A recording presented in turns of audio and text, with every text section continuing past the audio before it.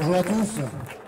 Donc, je suis David Guillon, je suis avocat au barreau de Montpellier et depuis le 25 mars 2020, je me bats pour les libertés fondamentales dans le cadre de la crise sanitaire.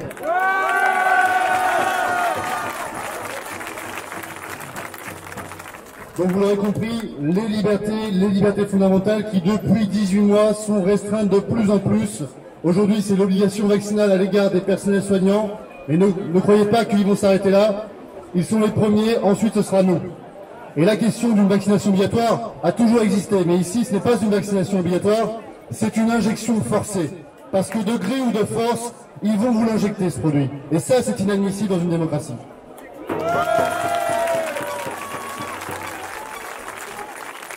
On est à 4 jours donc, de la date du 15 septembre, date qui a été donc retenue pour la première injection pour les personnels soignants.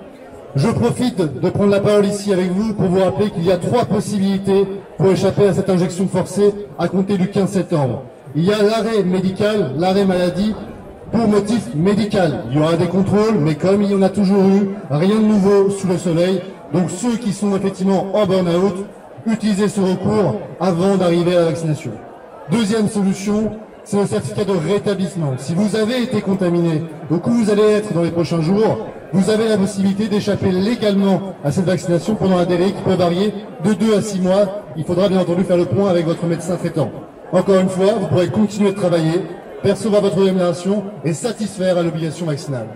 Troisième possibilité, le certificat de contre-indication médicale à la vaccination qui peut être temporaire ou total.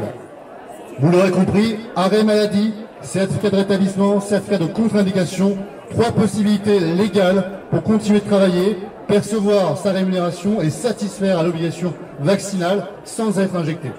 Utilisez cette possibilité avant de vous résoudre à la vaccination ou de démissionner. Vous avez encore ces possibilités-là qui sont des possibilités pratiques. Si vous en arrivez au point de la suspension, ce qui sera le cas pour un grand nombre d'entre vous à compter du 15 septembre, mon cabinet va mener des actions avec une quarantaine de soignants un peu partout sur le département. Ce sont les premiers, il y en aura d'autres. Nous préparons cet après-midi les requêtes. Nous vous tiendrons bien entendu informés des solutions juridiques qui vont être données. Je ferai des vidéos sur YouTube pour essayer d'informer le plus grand d'entre vous. Et bien entendu, à mon avis, la peur risque de changer de camp.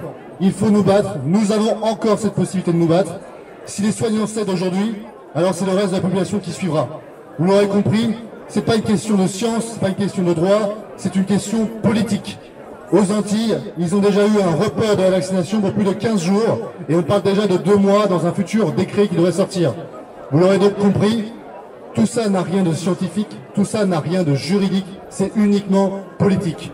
Résistons, démontrons-leur que même une minorité extrêmement motivée peut réussir à mettre le petit caillou dans la chaussure qui empêchera le système de fonctionner. Aujourd'hui, on ne peut pas se passer des personnels soignants. Ce n'est pas possible. C'est une question de liberté fondamentale. On a toujours le droit de refuser une vaccination. Et si on en assume les conséquences, ces conséquences ne peuvent pas être disproportionnées, comme l'a très justement rappelé la Cour européenne des droits de l'homme dans un arrêt du 8 avril 2021. Vous l'aurez donc compris, il faut nous battre. Le problème, c'est qu'un décret ou une loi s'applique immédiatement à compter de sa publication. À compter de ce jour, elle est présumée comme étant légale et il faut donc s'y conformer. La seule possibilité de mettre fin à l'application de cette loi, c'est de faire des recours juridiques. C'est donc pas la question de se demander est-ce qu'on va les faire, c'est on va les faire, mais quand? Et ça, c'est la question la plus importante. Mon cabinet a déjà introduit 3 recours contre l'obligation vaccinale. On attaque la racine du mal, directement les décrets pour éviter les mesures qui vont être prises dans quelques jours. Nous attendons une date d'audience pour en savoir un peu plus et nous allons introduire d'autres recours dans les prochaines semaines car la situation épidémiologique va évoluer, les décrets vont également évoluer et bien entendu, nous allons nous battre constamment sur chacun de ces points. Nous avons la possibilité en France encore aujourd'hui de nous opposer dans la rue, comme on est en train de le faire aujourd'hui, de nous opposer en justice, comme on est en train de le faire avec mes confrères, et de nous opposer dans le prétoire politique, comme certains hommes politiques le font aujourd'hui au sein de l'hémicycle. Il ne faut pas se résoudre, il ne faut pas renoncer. Chaque renoncement de liberté est un renoncement définitif. Ce n'est pas une question de vacciner contre non-vaccinés, c'est une question de liberté. Ceux qui ont aujourd'hui cédé par la peur à la vaccination sont soumis à cette même peur dans 6 mois. On parle déjà d'une 3e dose. En fait, on devrait parler d'un abonnement vaccinal. C'est ça qui nous attend, c'est l'abonnement vaccinal. On ne peut pas conditionner nos libertés à cela. Nos libertés sont inaliénables, imprescriptibles. Aujourd'hui, on veut faire d'elles des libertés conditionnelles, conditionnées à une condition de santé. Ce n'est pas juste, ce n'est pas supportable. Et en tant qu'avocat, je ferai tout ce qu'il y a en mon pouvoir pour pouvoir m'y opposer, pour compter sur mon dévouement.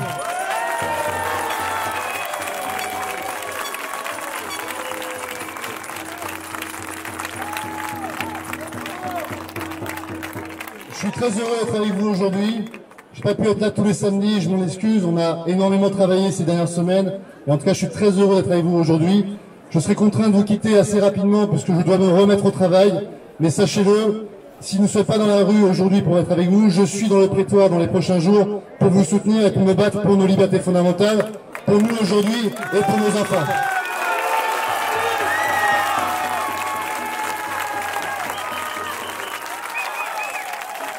Courage à tous, ne renoncez pas, vous n'êtes pas seuls, vous êtes simplement isolés et aujourd'hui on a la possibilité de se réunir et de se remettre en lien. Courage à tous et bonne manifestation. Merci David. Comme quoi tout est possible, je pense que beaucoup ont vu les informations. Il y a un membre du gouvernement qui vient d'être mis en examen. J'entends souvent, ça sert à rien ce qu'on fait. En tout cas, cette mise en examen, c'est suite à des plaintes. Il faut savoir que c'est des plaintes citoyennes, c'est des plaintes de la société civile qui sont arrivées sur un juge qui va juger les ministres. Donc là maintenant, on a le nom de la première dans les listes. Et je ne suis pas Madame Diva, mais il est possible qu'on ait des noms qui vont tout doucement s'afficher.